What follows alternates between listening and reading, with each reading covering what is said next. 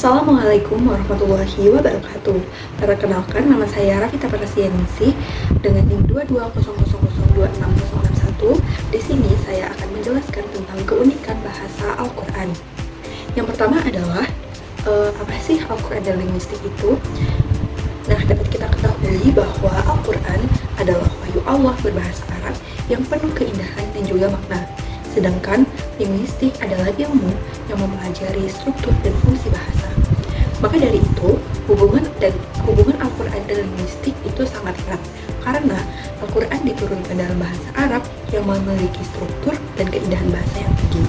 Untuk memahami isi dan pesan Al-Quran secara mendalam, diperlukan ilmu linguistik yang mencakup berbagai aspek seperti fonologi, morfologi, sintaksis, semantik, dan pragmatik.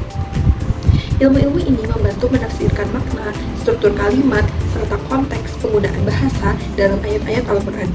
Selain itu, kajian linguistik juga diperlukan untuk menjelaskan keindahan retorika dan gaya bahasa Al-Quran, termasuk penggunaan majas, metafora, serta susunan kalimat yang unik dan penuh irama. Bahkan, banyak cabang ilmu bahasa Arab seperti ilmu nahwu, shorof, balaghah berkembang sebagai respon terhadap kebutuhan untuk memahami Al-Quran secara benar dan menjaga kemurniannya.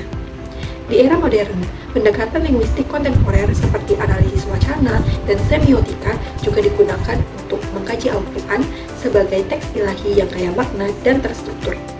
Dengan demikian, linguistik berperan penting dalam mengungkap kekayaan bahasa Al-Quran sekaligus memperkuat pemahaman terhadap pesan-pesan yang terkandung di dalamnya. Yang selanjutnya adalah perbedaan bahasa Al-Quran dan bahasa Arab. Yang pertama adalah keindahan dan kekayaan gaya bahasa. Bahasa Al-Quran menggunakan berbagai gaya bahasa balaghah seperti metafora, majas, simile, dan irama yang tidak bisa ditiru oleh manusia. Bahasa Arab biasanya tidak selalu memiliki kekuatan retorika setinggi ini. Yang kedua adalah struktur yang unik. Al-Quran memiliki susunan ayat dan kalimat yang tidak mengikuti pola prosa atau puisi Arab klasik. Ia memiliki ritme dan keseimbangan bunyi sendiri, tetapi tetap berbeda dari syair maupun karangan biasa. Yang ketiga adalah kedalaman makna. Satu kata dalam Al-Quran bisa memiliki banyak makna tergantung konteksnya, dan ini bisa ditafsirkan secara berlapis. Bahasa Arab biasa cenderung lebih langsung dan tidak selalu mengandung makna yang mendalam seperti itu. Yang keempat adalah pilihan kata atau ijaz.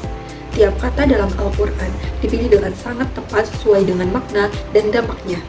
Tidak ada kata yang mubazir atau bisa diganti tanpa mengubah makna keseluruhan.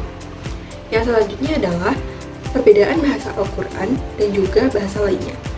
Jika dibandingkan dengan bahasa yang lain di luar bahasa Arab, perbedaan bahasa Al-Quran akan semakin menonjol. Salah satunya adalah bahasa wahyu.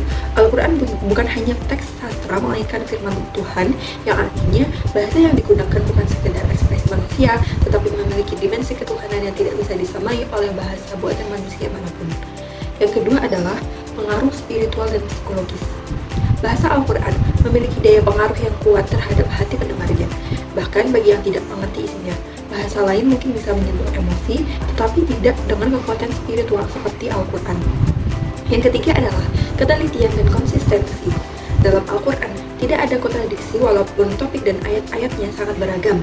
Dalam bahasa manusia, terutama dalam teks panjang, kontradiksi atau ketidakteraturan seringkali tidak terhindarkan. Yang selanjutnya adalah kata dalam Al-Quran yang unik, berbeda, dan mempunyai pesan-pesan tersembunyi. Yang pertama adalah kata at-tin, yang artinya adalah buah tin.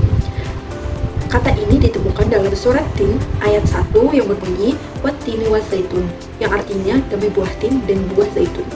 Keunikan ayat ini adalah satu, buah tin hanya disebutkan satu kali dalam Al-Quran. Yang kedua adalah surat ini penuh dengan simbol seperti buah tin dan buah zaitun, Bukit Sinai, dan kota Mekah. Semua mengandung lokasi-lokasi suci dan penuh dengan historis. Yang ketiga, tin adalah buah dengan kandungan gizi yang sangat tinggi, dan penelitian modern menunjukkan bahwa manfaatnya untuk pencernaan, jantung, dan bahkan kesehatan otak sesuai dengan kemuliaannya dalam ayat tersebut. Yang keempat adalah Allah bersumpah dengan buah ini mengisyaratkan keistimewaan dalam ciptaannya yang sering dianggap sederhana. Kata yang kedua adalah as-somad, yang artinya adalah tempat bergantung. As-somad terdapat dalam surat Al-Ikhlas ayat 2, Allahus somad, yang artinya Allah tempat meminta Keunikan kata ini adalah kata ini hanya muncul satu kali di dalam Al-Quran. Yang kedua, maknanya sangat dalam dan luas, yang tidak bergantung pada apapun, namun segala sesuatu bergantung kepadanya atau kepada Allah. Yang ketiga, dalam bahasa Arab klasik juga bermakna tempat berlindung yang sempurna, yang penuh kekuatan, tidak membutuhkan apapun. Yang keempat, satu kata tapi mengandung konsep keesaan, kemandirian yang mutlak, dan kekuasaan Allah. Yang terakhir adalah kesimpulan. Bahasa Al-Quran memiliki keunikan yang luar biasa yang membedakannya dari bahasa Arab biasa maupun bahasa lainnya di dunia ini.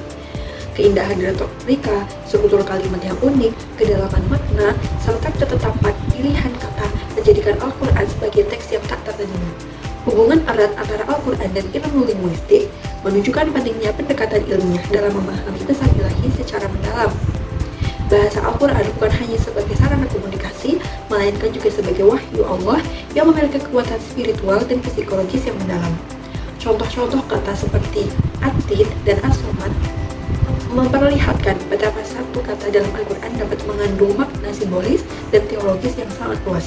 Oleh karena itu, studi linguistik menjadi alat penting untuk mengungkapkan pesan dan keindahan tersembunyi di dalam Al-Quran.